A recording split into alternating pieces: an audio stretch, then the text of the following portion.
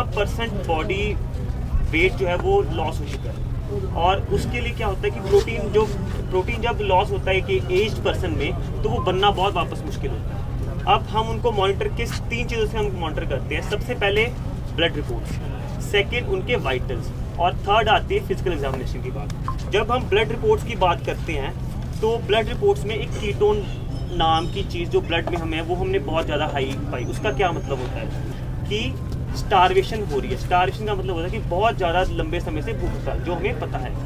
Ketone कहाँ से बनता है? फैट जब घुलती है बॉडी में तब। उसके बाद प्री एल्ब्यूमिन लेवल्स होते हैं और एक होता है रेटिनॉल बाइंडिंग प्रोटीन, जो दोनों कम है। इनका क्या मतलब है? प्रोटीन मेलन्यूट्रिशन। प्रोटीन मेलन्यूट्रिशन का मतलब कि हमारे शरीर में प्रोटीन जो है बहुत तेज़ी से कंज्यूम हो रहा है, जो बहुत ही क्रिटिकल और चिंताजनक बात है। बात आ गई उसके बाद GFR की, ग्लोमेरुलर फिल्ट्रेट रेट। वो होता है कि हमारी किडनी की खून साफ करने की क्षमता वो भी कम हो रही है। लीवर जो उनके टेस्ट है वो फ्लक्चुएट कर रहे हैं, बिलीरुबिन उनका बढ़ रहा है, और ये कहीं से भी स्टेबल पेशेंट की सिचुएशन नहीं है। ये बिल्कुल क्रिटिकल। ऐसे पेशेंट को हम ICU में ट्रीट करते हैं और हमने बस यहीं पर रखा हुआ है और हम कुछ नहीं कर पा रहे। उसके बाद दूसरी बात आती है फिजिकल एग्जामिनेशन। आज हमने जब फिजिकल एग्जामिनेशन की वो पेल लगे हमें। आप भी खुद देखो कि उनके चेहरे पे कैसे ग्लो होता था पहले, अब वो डल हमें डल लग रहे हैं बिल्कुल। उनके जो पाम्स है वो पेल हो गए हैं, एक टेरेस दिख रहा है हमें, पैलर दिख रहा है हमें, और ये सारे ब्लड रिपोर्ट्स में दिख रहा है आराम से।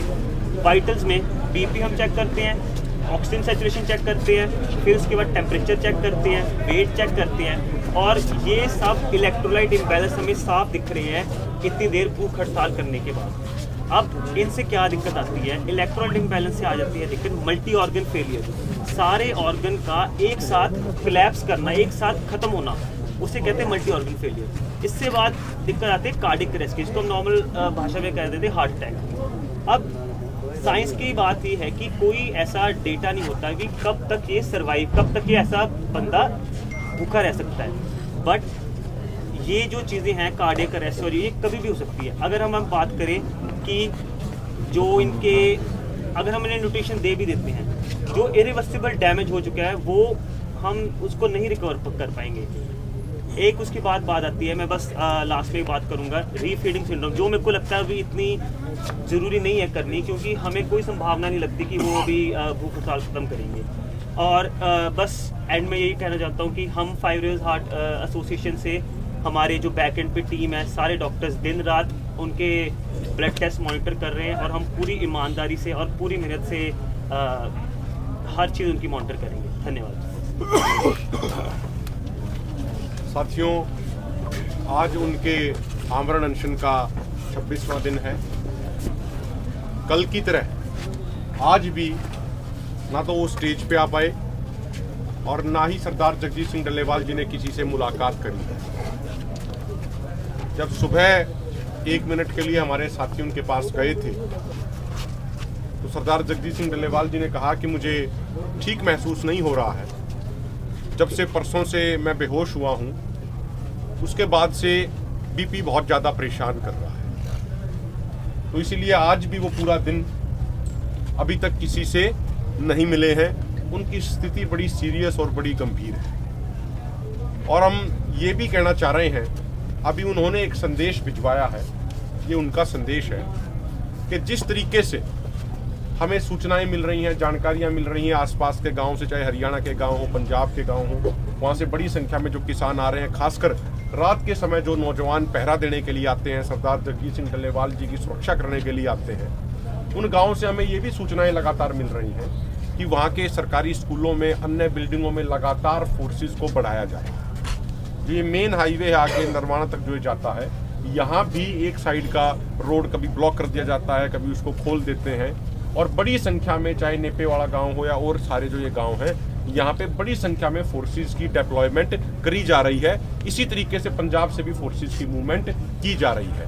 और हमें ये भी आज सूचनाएं मिली है कि पंजाब और हरियाणा में जो हेडक्वार्टर्स में जो एक रिजर्व फोर्स डिप्लॉय होती है, उसको भी यहाँ पे खनौरी बॉर्डर की तरफ भेजा जा रहा है। हम एक बात स्पष्ट कर देना चाह रहे हैं, जो सरदार जगजीत सिंह डल्लेवाल जी ने अपने पत्र में भी जो उन्होंने प्रधानमंत्री को लिखा था, माननीय प्रधानमंत्री जी को स्पष्ट ये बात कह दी थी कि अगर यहाँ पे किसी भी किसान का एक एक बूंद खून भी बहा तो उसकी जिम्मेदारी केंद्र सरकार की होगी, उसकी जिम्मेदारी संवैधानिक संस्थाओं की होगी। और ये हमारा बिल्कुल स्पष्ट संदेश है कि किसान सरदार जगजीत सिंह डल्लेवाल जी की सुरक्षा के लिए अपना खुद का जीवन कुर्बान करने के लिए, अपनी खुद की जिंदगी हम समर्पित करने के लिए पूरे तरीके से तैयार हैं। अब सरकार ये फैसला कर ले, संवैधानिक संस्थाएं फैसला कर ले कि क्या वो किसानों पे इतने बड़े स्तर पे अत्याचार करना चाह रही है या नहीं चाह रही, ये फैसला सरकार को करना है। इसके अलावा साथियों, एक चीज हमें देख के बड़ी हैरानी होती है। पिछले 2 दिन से देखें, संसद में कुछ सांसदों के बीच आपस में कुछ धक्का मुक्की होगी और किसी सांसद को 2 या 3 टांके आगे, वो पिछले 2 दिनों से आईसीयू में एडमिट है। एक बड़े रेपुटेड हॉस्पिटल के आईसीयू में वो एडमिट है और पूरा कैबिनेट, केंद्र सरकार का पूरा कैबिनेट, तमाम सीनियर मंत्री, रक्षा मंत्री, कृषि मंत्री वहां उनका हालचाल लेने के लिए लगातार जा रहे हैं। लाइनें लगी हुई हैं उन 2 सांसदों का हालचाल पूछने के लिए। लेकिन वहीं दूसरी तरफ पूरे देश का पेट भरने वाले अन्नदाता किसान नेता, बहुत सीनियर किसान नेता 26 दिन से भूख हड़ताल पे बैठे हैं। पानी के अलावा कुछ पिया नहीं है, कुछ खाया नहीं है। उसके बावजूद हमारी केंद्र सरकार और खासकर हमारे कृषि मंत्री जी के पास इतना समय नहीं है कि वो किसानों की बातों को सुन ले। हम ये सरकार को स्पष्ट कहना चाह रहे हैं कि सरकार किसानों के खून को, किसानों की जिंदगियों को इतना सस्ता मापने की गलती ना करे। यही वो देश है जिसने जय जवान जय किसान का नारा दिया है। तो ये बड़ी हैरानी होती है ये चीजें देख के कि अन्नदाता किसान की सरकार को कोई परवाह नहीं, और 2 टाके जिसको आगे उससे मिलने के लिए पूरा कैबिनेट जा रहा है। तो सरकार को भी अपना आत्मचिंतन, आत्म मंथन करना चाहिए। पूरा देश देख रहा है इन सारी चीजों को। सरकार की जो मौजूदा जो स्थिति है, जो सरकार कर रही है, पूरा देश, पूरी दुनिया उसको देख रही है। मैं निवेदन करूंगा सुखजिंदर सिंह खोसा जी, वो अपनी बात रखेंगे। ਸਤਿਕਾਰਯੋਗ ਪ੍ਰੈਸ ਵਾਲੇ ਵੀਰੋ ਤੇ ਸਾਡੇ ਸੁਣਨ ਵਾਲੇ ਦੋਸਤੋ, ਵਾਹਿਗੁਰੂ ਜੀ ਕਾ ਖਾਲਸਾ, ਵਾਹਿਗੁਰੂ ਜੀ ਕੀ ਫਤਿਹ। ਆਪ ਸਭ ਭਲੀ ਭਾਂਤ ਜਾਣਦੇ ਹੋ ਕਿ ਜਿਹੜਾ ਆਪਣਾ ਸੰਘਰਸ਼ ਚੱਲਦਾ ਬੜਾ ਪੀਸਫੁਲ ਚੱਲ ਰਿਹਾ। ਜੇ ਮੈਂ ਅੱਜ ਦੀ ਗੱਲ ਕਰਾਂ, ਕਿਉਂਕਿ ਸਾਡੇ ਗੁਰੂ ਸਾਹਿਬਾਨ ਧਰਮ ਰੱਖਿਆ ਦੀ ਖਾਤਰ, ਪਰਉਪਕਾਰ ਦੀ ਖਾਤਰ ਵੱਡੀਆਂ ਵੱਡੀਆਂ ਕੁਰਬਾਨੀਆਂ ਕਰਕੇ ਗਏ ਨੇ।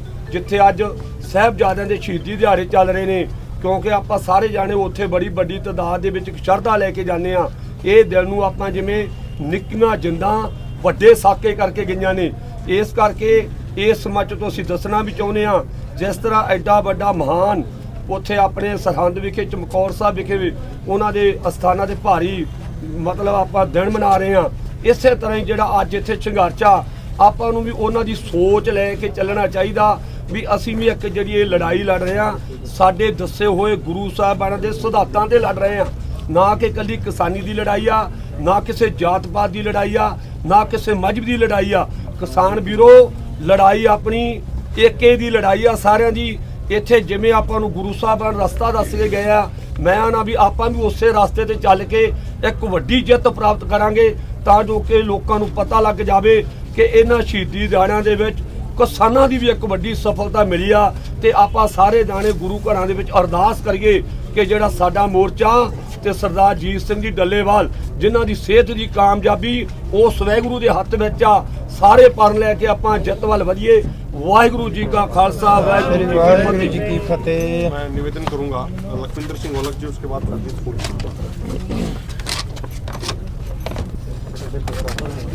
ਤੁਸੀਂ ਵੀ ਆਗੇ ਦੱਸੋ।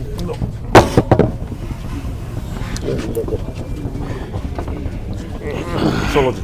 पत्रकार साथियों, जैसे भाई अभिमन्यु कोहाड़ जी ने बता दिया भी हरियाणा में या इस खनौरी मोर्चे के चारों तरफ जो फोर्सेज तैनात की जा रही हैं, उसी विषय में बात करूंगा मैं। हमारे 2 पत्रकार साथी, मैं नाम भी ले दूंगा, हमारा भाई विक्की और कमल, ये दोनों खड़क जो गांव है, खड़क पांडवा बोलते हैं, खड़क गांव है, यहाँ से कलायत उपमंडल में पड़ता है, कैथल ज़िले का 10 किलोमीटर दूर है। वहाँ पर गए थे तो वहाँ पर जो मेन मेगा हाईवे है जो कटड़ा से दिल्ली का जो रास्ता है उसके ऊपर ये देखिए 4 लेयर की बैरिकेडिंग की हुई है। पहले सबसे पहले मिट्टी है, मिट्टी के बाद फिर पत्थर लगे हुए हैं, पत्थर के बाद फिर जो फोर्सेज हैं वो लगी हुई है, उसके पीछे फिर मिट्टी लगाई हुई है। ये रास्ता जो है ये पता नहीं किस लिए बंद किया। और दूसरा, आज हमारे साथी राजेंद्र चहल जी जो खेती बचाओ बीकेजू खेती बचाओ से अपने जत्थे के साथ आ रहे थे, तो हमारा रास्ता है टोहाना से दमतान साहब से पिपल से और पिपल से रेवर, उस रास्ते पर भी उसको रास्ते को ब्लॉक किया हुआ है।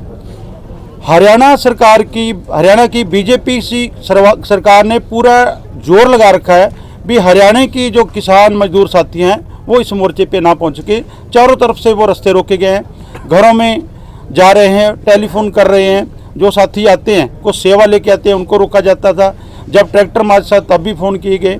तो ये लेकिन आज जो 26 दिन हो गए हमारे जो सीनियर साथी सरदार जगजीत सिंह डल्लेवाल जी जो आज मसीहा के रूप में पूरे देश के किसानों के मसीहा के रूप में उभर रहे हैं, उनके 26 दिन जो अपने तिल तिल कर अपने प्राण देने को तैयार हैं अपनी किसानी बचाने के लिए, अपनी मांगों को बनवाने के लिए, तो उससे बुखलाई हुई सरकार ऐसे कदम उठा रही है। तो एक दूजी ਤੁਹਾਡੇ पत्रकार साथियों के माध्यम राही मैं साडे सारे धर्मां दे आगू साहबानां नूं बेनती करदा, जिवें पहलों अरदासां कीतियां सी, सारे धर्मां दे सारे साथियों ने गुरु घरां च मंदिर च सारी जगह ते अरदासां बेनतियां कीतियां सी, उवें शहीदी दिहाड़े आ रहा है। उस शहीदी दिहाड़िਆਂ ਦੇ ਵਿੱਚ भी जिथे जिथे कॉन्फ्रेंसां होणीਆਂ, जिथे जिथे वड्डे इकट्ठ होने हैं, उन्हां इकट्ठां दे विच भी अरदास बेनती ਜਾਂ ਲੋਕਾਂ ਨੂੰ ਸੰਬੋਧਿਤ ਕੀਤਾ ਜਾਵੇ ਵੀ ਇਸ ਮੋਰਚੇ ਦੀ ਜਿੱਤ ਵਾਸਤੇ ਜਿਹੜੀ ਉਹਨਾਂ ਨੂੰ ਲਾਮਬੰਦੀ ਕੀਤੀ ਜਾਵੇ ਤੇ ਸਰਦਾਰ ਜਗਜੀਤ ਸਿੰਘ ਡੱਲੇਵਾਲ ਦੀ ਚੜ੍ਹਦੀ ਕਲਾ ਵਾਸਤੇ ਉਹਨਾਂ ਜਿਹੜੇ ਵੀ ਇਕੱਠ ਹੈ ਉਹਨਾਂ ਦੇ ਵਿੱਚ ਗੱਲ ਰੱਖੀ ਜਾਏ। ਇਹੀ ਗੱਲ ਰੱਖਣੀ ਸੀ। ਸਾਰੇ ਪੱਤਰਕਾਰ ਸਾਥੀਆਂ ਦਾ ਧੰਨਵਾਦ। ਸੁਰਜੀਤ ਸਿੰਘ ਫੁੱਲ ਜੀ। ਸਾਥੀਓ, ਜਿਵੇਂ ਤੁਹਾਨੂੰ ਪਤਾ ਵੀ ਕੱਲ੍ਹ ਸੁਪਰੀਮ ਕੋਰਟ ਦੇ ਵਿੱਚ ਇਸ ਕੇਸ ਦੀ ਸੁਣਵਾਈ ਹੋਈ ਹੈ ਤੇ ਸੁਪਰੀਮ ਕੋਰਟ ਨੇ ਪੰਜਾਬ ਸਰਕਾਰ ਨੂੰ ਹਦਾਇਤ ਕੀਤੀ ਹੈ ਵੀ ਉਹ ਜਿੱਥੇ ਆਪਣਾ ਡਲਿਆਲ ਸਾਹਿਬ ਦਾ ਕੈਬਨ ਹੈ ਉਹਦੇ ਲਾਗੇ ਕੋਈ ਅਸਥਾਈ ਹਸਪਤਾਲ ਕਾਇਮ ਕੀਤਾ ਜਾਵੇ। ਉਹਨਾਂ ਨੇ ਨੇੜੇ ਕੋਈ ਹੋਟਲ ਹੈ ਕੋਈ, ਉਹਦੇ ਵਿੱਚ ਉਹਨਾਂ ਨੇ ਉਹ ਅਸਥਾਈ ਹਸਪਤਾਲ ਕਾਇਮ ਕਰਕੇ ਰਿਪੋਰਟ ਦੇ ਵੀ ਦਿੱਤੀ ਵੀ ਹਾਂ ਅਸੀਂ ਕਾਇਮ ਕਰਤਾ।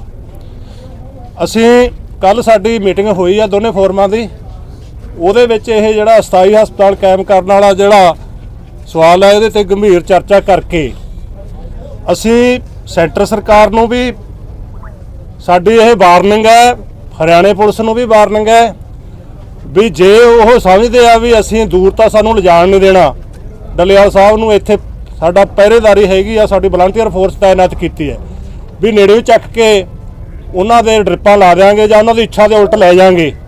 ਇਹ ਉਹਨਾਂ ਦਾ ਭਰਮ ਹੈ। ਜੇ ਇਹੋ ਜਿਹਾ ਉਹਨਾਂ ਨੇ ਕੋਈ ਯਤਨ ਕੀਤਾ ਤਾਂ ਇੱਥੇ ਐ ਸਮਝ ਲਓ ਵੀ ਜਿਹੜੀ ਵਲੰਟੀਅਰ ਫੋਰਸ 24 ਘੰਟੇ ਰਾਤ ਨੂੰ ਵੀ ਤਾਇਨਾਤ ਰਹਿੰਦੀ ਹੈ। ਉਹਨਾਂ ਦਾ ਐਲਾਨ ਹੈ ਵੀ ਸਾਡੀਆਂ ਉਹ ਲਾਸ਼ਾਂ ਉੱਤੋਂ ਦੀ ਲੈ ਕੇ ਜਾਣਗੇ। ਇੱਥੇ ਇੱਕ ਨਹੀਂ, ਇੱਥੇ ਖੂਨ ਖਰਾਬਾ ਹੋਊਗਾ ਜੇ ਸਰਕਾਰ ਇਹੋ ਜਿਹੀ ਕਰਦੀ ਹੈ ਤਾਂ ਉਹਦੀ ਜ਼ਿੰਮੇਵਾਰੀ ਸਰਕਾਰ ਦੀ ਹੋਊਗੀ। ਦੂਸਰੀ ਗੱਲ, ਅਸੀਂ ਪੰਜਾਬ ਸਰਕਾਰ ਨੂੰ ਕਹਿੰਦੇ ਹਾਂ ਵੀ ਪੰਜਾਬ ਸਰਕਾਰ ਦਾ DGP ਇਹ ਬਿਆਨ ਦੇਵੇ ਪਬਲਿਕ ਦੇ ਵਿੱਚ ਵੀ ਉਹ ਹਸਪਤਾਲ ਆ ਉਹ ਕਿਸੇ ਵਿਸ਼ੇਸ਼ ਮੰਤਵ ਲਈ ਜਾਂ ਡੱਲੇਵਾਲ ਦੀ ਕੋਈ ਚੱਕ ਕੇ ਲਿਜਾਣ ਦੀ ਖਾਤਰ ਨਹੀਂ, ਉਹ ਪਬਲਿਕ ਦੀ ਸੇਵਾ ਲਈ ਹੈ। ਇਹ ਕਲੀਅਰ ਕਰੇ ਉਹ। ਜੇ ਪੰਜਾਬ ਸਰਕਾਰ ਜਾਂ DGP ਕਲੀਅਰ ਨਹੀਂ ਕਰਦੀ ਤਾਂ ਅਸੀਂ ਆਉਣ ਵਾਲੇ ਦਿਨਾਂ 'ਚ ਸੋਚਾਂਗੇ ਵੀ ਫਿਰ ਉਹ ਜਿਹੜਾ ਅਸਥਾਈ ਹਸਪਤਾਲ ਉਹਦਾ ਕੀ ਕਰਨਾ। ਧੰਨਵਾਦ ਜੀ। ਸੁਖਜੀਤ ਸਿੰਘ ਜੀ ਵੀ ਬਾਤ ਰੱਖेंगे। ਸੁਖਜੀਤ ਸਿੰਘ ਅਰਦੋਗੰਡੇ ਜੀ। देखो पत्रकार दोस्तों, ਜਿਹੜੀ एक केंद्र ने ਨਵੀਂ ਜਿਹੜੀ ਐਗਰੀਕਲਚਰ ਤੇ ਖੇਤੀ ਨੀਤੀ ਪੇਸ਼ ਕੀਤੀ ਆ, ਮਾਡਲ ਤੌਰ ਤੇ ਸਟੇਟਾਂ ਨੂੰ ਭੇਜੀ ਆ, ਔਰ ਮੈਨੂੰ ਲੱਗਦਾ ਕਿ ਇਹ ਲੁਕਵਾਂ ਹਮਲਾ ਜਿਹੜਾ ਵਾ, ਕਾਲੇ 3 ਕਾਨੂੰਨ ਜਿਹੜੇ ਪਹਿਲੋਂ ਰੱਦ ਕਰਵਾਏ ਸੀਗੇ ਉਹਨਾਂ ਨੂੰ ਟੇਢੇ ਢੰਗ ਨਾਲ ਜਿਹੜਾ ਵਾ ਉਹ ਲਾਗੂ ਕਰਨ ਦੀ ਦੁਬਾਰਾ ਤਿਆਰੀ ਆ।